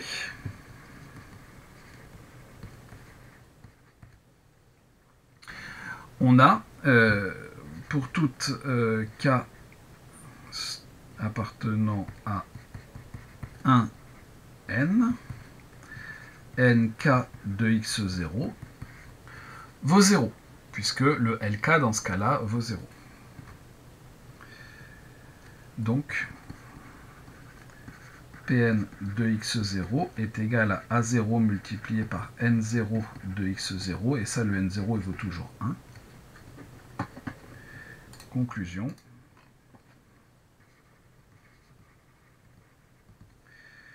Vous avez y0 qui vaut Pn de x0 qui vaut A0.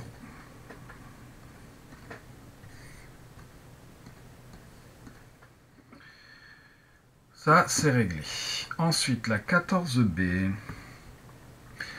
Justifier que Pn de x est égal à la somme des yi, li de x. Bon. Si je me donne un x... non, j'ai oublié de terminer la première partie, j'ai pas fini. Il y a le an qui est le coefficient du monôme de degré n de Pn de x.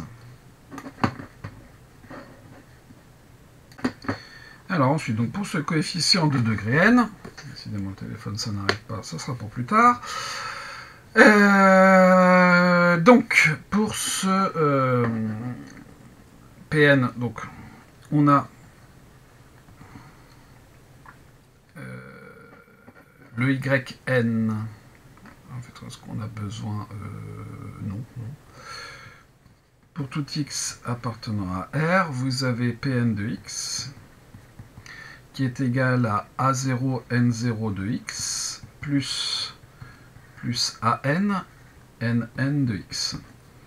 Or, pour tout k dans 0n, vous avez nk qui est de degré k. Donc seul nn est de degré n.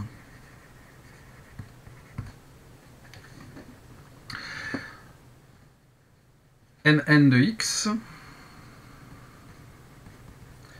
c'est donc le produit pour k allant de 0 à n, alors n-1 si je ne dis pas de bêtises, je vais reprendre la définition pour ne pas me tromper, à n-1 c'est bien ça, des x moins xk, c'est-à-dire qu'il va donc être égal à x puissance n, plus un certain polynôme q de x avec le degré de q qui est égal à n-1.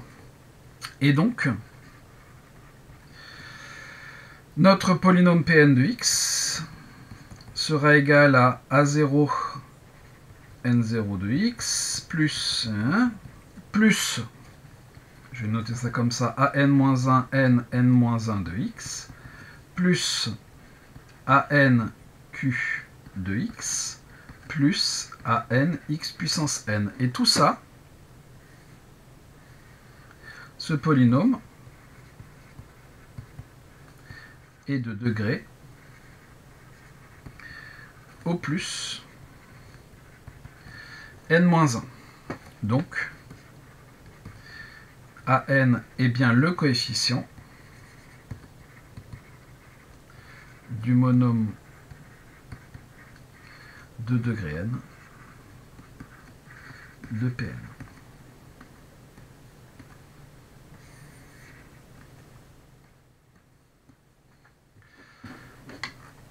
Ensuite. Question B, justifier que Pn de x, c'est la somme des yi, li de x. Nous, ce que l'on a comme information, c'est que Pn, c'est cette somme de an n quelque chose, c'est tout ce que l'on sait sur Pn. Bon. Donc d'après, on sait que Pn soit x appartenant à R. Alors, il y a quand même un truc un petit peu étrange dans ce sujet, c'est que parfois ils mettent des Pn de x, parfois ils mettent des Pn tout seuls, il y a une confusion entre les polynômes et les fonctions polynomiales. Alors, c'est une confusion qui ne me gêne pas personnellement, mais qui, au regard du programme, est un peu moyenne. Donc Pn de x, c'est donc la somme pour i allant de 0 à n, dA i ni de x. Bon. Ensuite, on sait ce que sont les ni.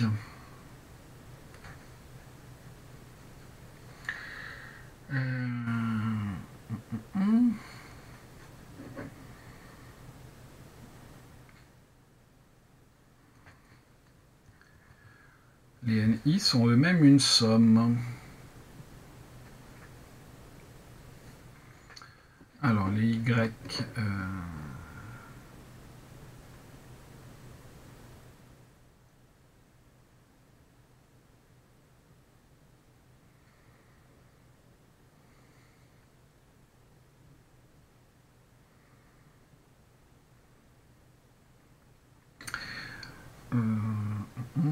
Alors ça sera peut-être plus utile pour la question d'après, la 14C.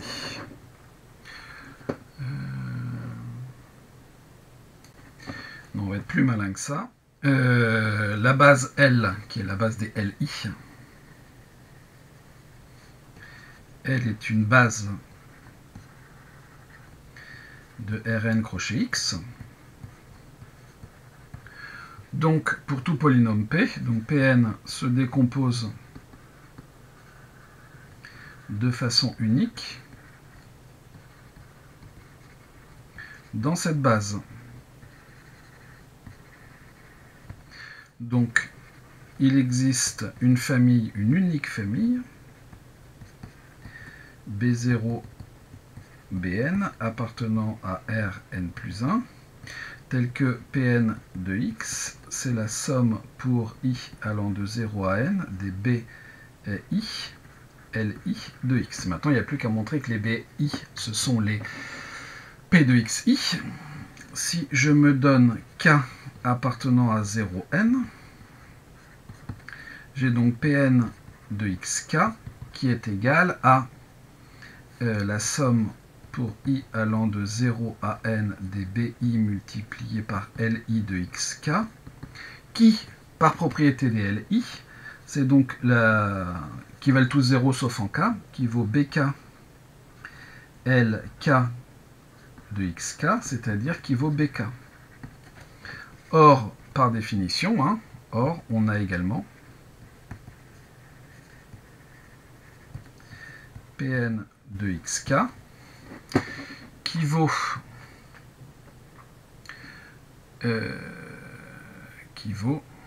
alors pk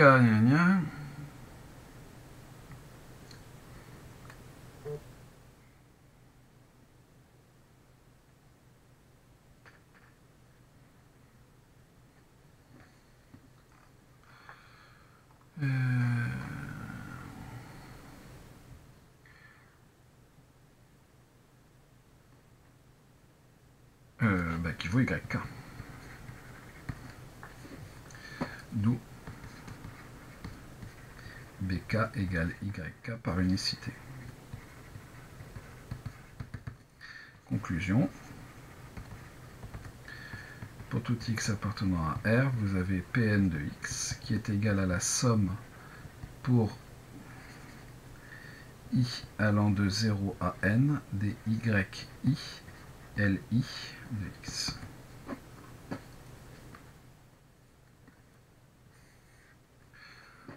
Ce qui nous permettra de conclure. Question 14C.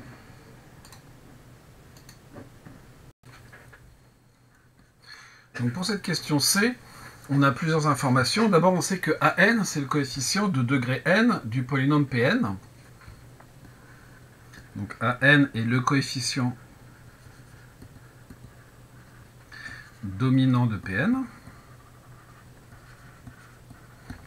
puisque Pn est de degré n. On a également,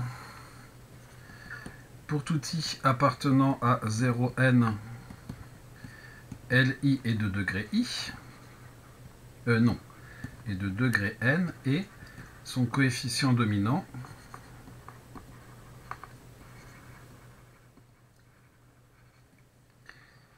et alors il faut remonter un petit peu. Il faut remonter, c'était dans la partie 1, la question 4. Alors, hop, hop. La question 4, donc il faut vraiment remonter. La question 4.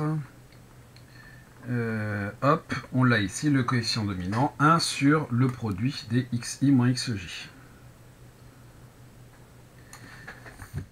1 sur le produit pour j allant de 0 à n j différent de i des xi moins xj. Avec tout ça, donc pour tout i dans 0n, il existe un polynôme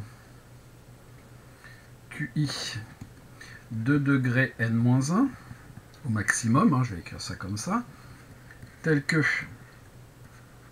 Li, tel que pour tout x appartenant à R, Li de x, donc ce coefficient-là, je vais le noter alpha i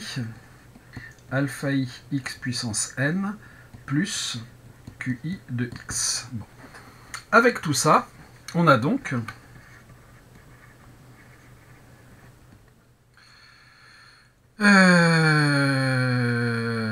Pn de x est égal à la somme pour i allant de 0 à n des yi multiplié par ce polynôme. Donc on va avoir les alpha i x puissance n plus qi de x a donc pour monôme de plus haut degré, a donc pour coefficient dominant, hein, alors non, je vais noter les choses autrement, c'est peut-être un petit peu plus clair. Je vais donc avoir la somme pour i allant de 0 à n des yi alpha i multiplié par x puissance n plus la somme pour i allant de 0 à n des yi qi de x. Et ça, c'est 2 degrés inférieur ou égal à n-1. Donc, le coefficient dominant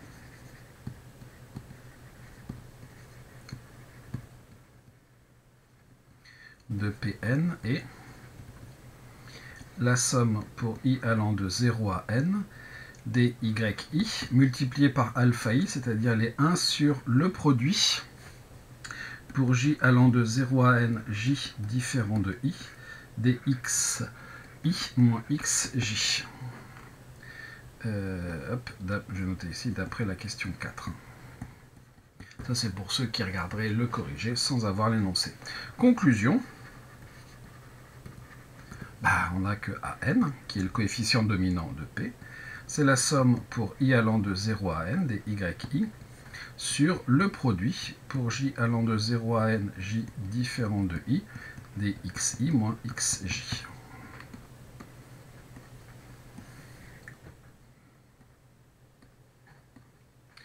Encore une question de terminer et on peut passer à la question 15.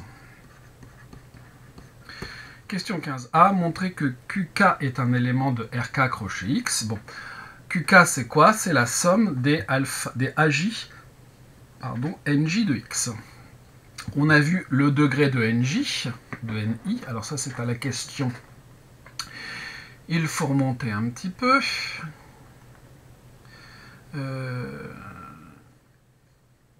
À la question... Non. C'est par définition, hein. Donc par définition,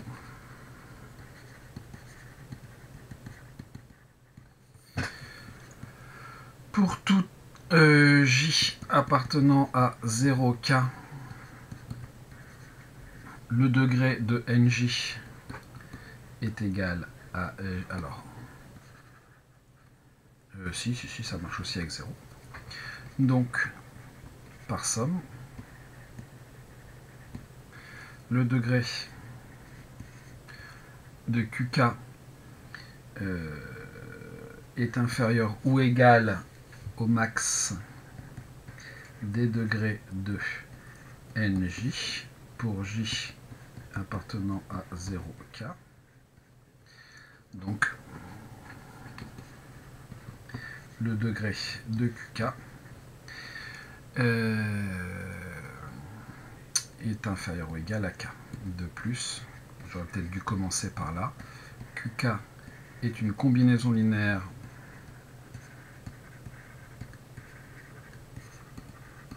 j'aurais même sans doute dû commencer par là, de polynômes. Donc est lui-même un polynôme. Donc est lui-même un polynôme.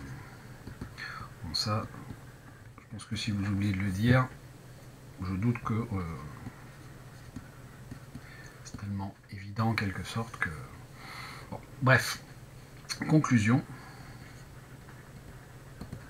QK appartient à RK. Crochet X, c'est un polynôme et du bon degré. Question B. Montrer que pour tout entier i de 1k, qk de xi est égal à yi.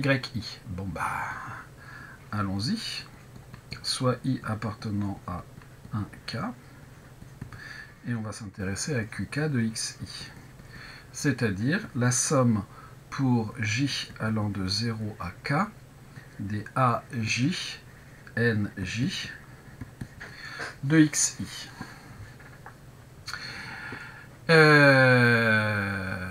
Ok, et donc ça, il faudrait montrer que c'est égal à yi.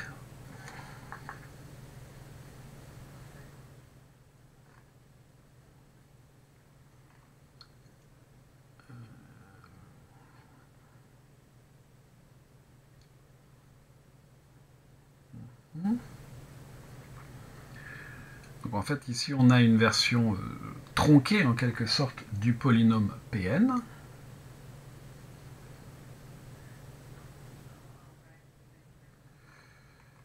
On a une version tronquée du polynôme Pn.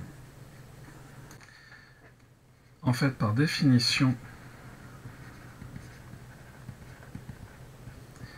on a ni plus 1 de xi qui vaut ni plus 2 de xi qui vaut n de xi, et ça vaut toujours 0. Donc, qk de xi, c'est la somme pour j allant de 0 à n, parce qu'en fait je ne fais que rajouter des termes qui valent tous 0, bien que déjà là-dedans, il y en a certains qui sont déjà égaux à 0. Des aj, nj de xi, et là je reconnais pn de xi, et pn de xi, ça vaut yi.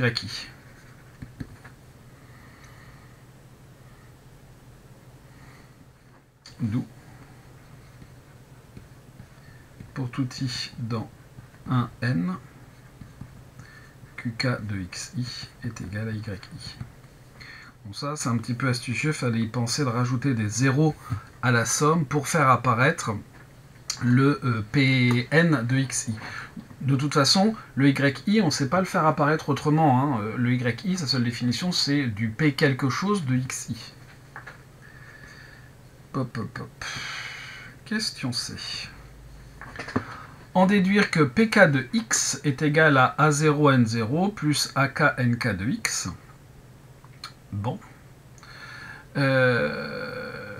Là-dedans, si on regarde bien, on a donc qk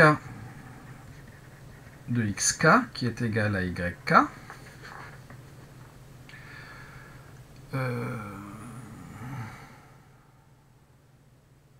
On a donc non. Bon, pour tout i, dans un n, qk de xi est égal à yi est égal à pk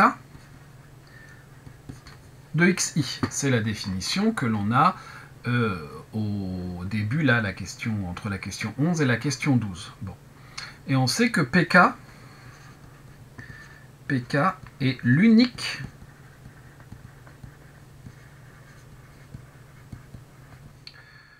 polynôme qui vérifie tout ça. Et l'unique polynôme 2 degrés au plus k, vérifiant que pour tout i dans un n, pour tout k, pour tout i dans un k, ici j'ai mis un n, mais ici c'est un k. Pk de xi est égal à yi. Or, qk est de degré inférieur ou égal à k par unicité. Vous avez donc pk qui est égal à qk. Donc, pour tout x appartenant à R, pk de x, c'est donc A0 N0 de x plus AK NK de x. C'est l'unicité de la question d'avant. Et voilà pour cette question-là. Question D. Montrer que AK est égal à cette chose-là. Bon. Si on regarde bien, en fait, ici, PK, on l'a comme ça. Et finalement, AK et le coefficient dominant de PK. Et donc, en fait, ce que l'on a mené à la question 14c, on peut appliquer la question 14c, puisqu'on a la bonne forme de PK qui est égale à la somme des AJ NJ de X, NJ et pas de X, pour J allant de 0 à K, et donc